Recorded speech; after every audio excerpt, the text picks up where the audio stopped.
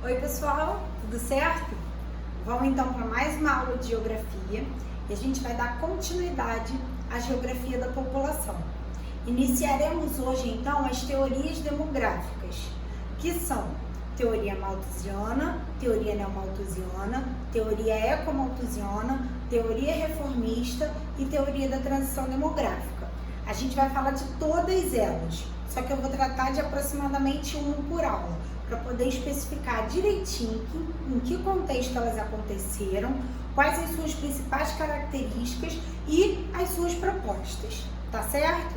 Nessa aula, então, nós vamos falar de teoria malthusiana e na próxima a gente vai falar de neomalthusiana. Então, vamos começar.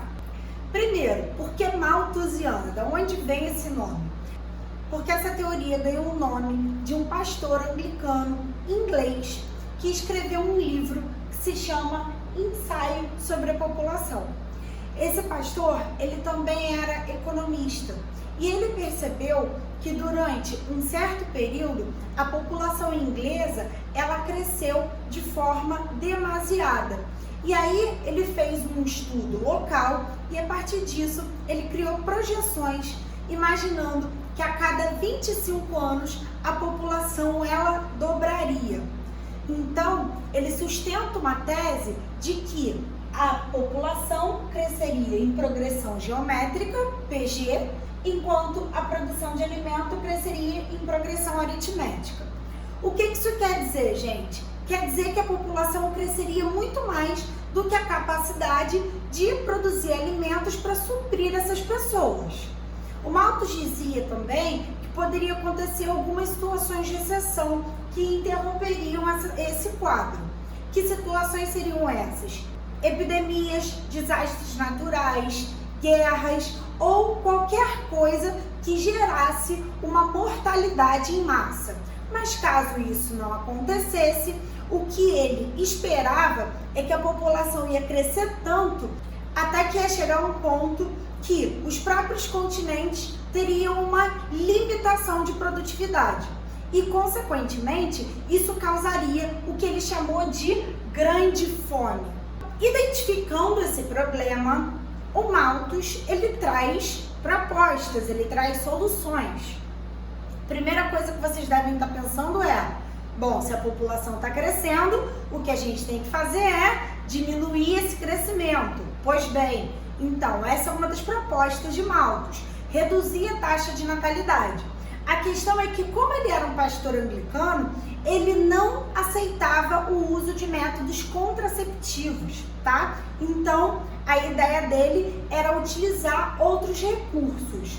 Algumas bibliografias tratam que o Malthus sugere guerras, epidemias, pestes como forma de controle populacional. Isso não é verdade. Na verdade, o que o Malthus fala é o seguinte: gente, caso não ocorra nenhuma dessas situações, a população vai duplicar a cada 25 anos. Mas em momento nenhum ele sugere isso como uma forma de resolver o problema do crescimento populacional. Então as propostas do Malthus são: a primeira delas é filhos para quem tem terra. Por quê, gente? Porque quem tem terra teria condição de plantar e, consequentemente, alimentar a sua família. Mas isso gera um problema, né? Que problema é esse?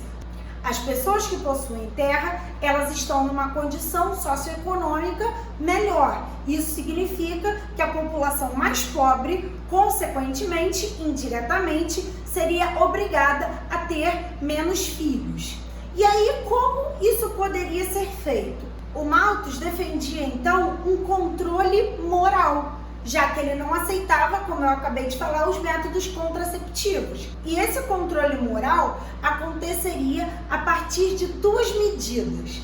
A primeira é a abstinência sexual, a dedicação ao celibato é um exemplo, seguir a vida religiosa, seguir a vida de pastor, consequentemente, com a abstinência sexual as pessoas se reproduziriam menos. E uma outra proposta é o casamento tardio. O que é esse casamento tardio? Como a mulher ela tem um período de fertilidade até entrar na menopausa, ele sugere que os casais casem mais tarde, porque o sexo só era permitido depois do casamento, para que o período de fertilidade seria mais curto e, consequentemente, isso faria com que a taxa de fecundidade, que é o número médio de filhos por mulher, também caísse, tá? Então, gente, essas são as propostas do Malthus. E agora eu pergunto para vocês, o Malthus estava certo? Claro que não, né, pessoal? E aí a gente pode evidenciar isso a partir de 3 pontos importantes. O primeiro é que a amostra do Malthus, ela era muito restrita, era uma amostra de uma parte da Inglaterra. E a gente precisa levar em consideração que os países, de uma maneira geral, pelos diferentes graus de desenvolvimento, eles passam por períodos diferentes em relação à sua evolução demográfica. Isso significa que nesse momento, no século XVIII, em que a Inglaterra estava vivendo uma revolução industrial, êxodo rural, aumento da produtividade agrícola, primeira revolução médico-sanitária, o que fez com que a taxa de mortalidade caísse, não era uma situação que era vivida por todos os países. Consequentemente, esse é o primeiro ponto que faz com que o Malthus tivesse equivocado. Ele usou uma amostra muito pequena para generalizar para o mundo todo. Um segundo ponto que a gente pode ressaltar é que, diferente do que ele previa, a população ela não continuou crescendo indefinidamente, ela não continuou dobrando a cada 25 anos. Pelo contrário, no continente em que a Inglaterra se situa, a gente percebe, inclusive, que hoje em dia acontece o que a gente chama de crescimento vegetativo negativo, quando a expectativa de vida é tão alta que a taxa de mortalidade acaba sendo até maior do que a de natalidade.